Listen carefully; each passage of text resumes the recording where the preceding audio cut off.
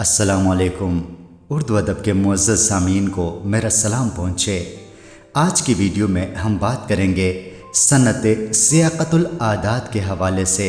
جیسا کہ آپ جانتے ہیں کہ شاعری میں جو صنعتوں کا استعمال ہوتا ہے تو بہت سے شاعر اپنی مرضی سے ان صنعتوں کا استعمال کرتے ہیں، اور بہت سے شاعر ایسے ہوتے ہیں جو شعر لکھنے کے بعد انہیں احساس ہو جاتا ہے کہ انہوں نے کس صنعت کا استعمال کیا ہے۔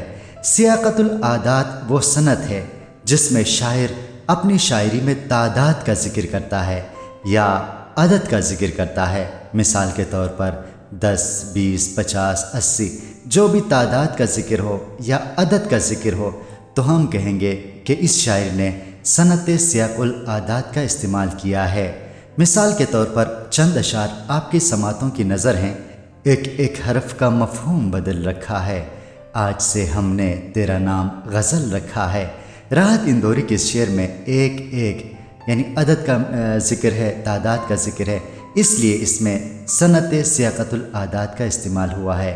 ایک اور مثال دیکھیے، ہزاروں خواہشیں ایسی کہ ہر خواہش پہ دم نکلے، بہت نکلے میرے ارماں مگر پھر بھی کم نکلے۔ غالب کے اس مشہور شعر میں آپ دیکھیں ہزاروں کا عدد استعمال ہوا ہے، اس لیے اس میں صنعت سیاقت العادات موجود ہے۔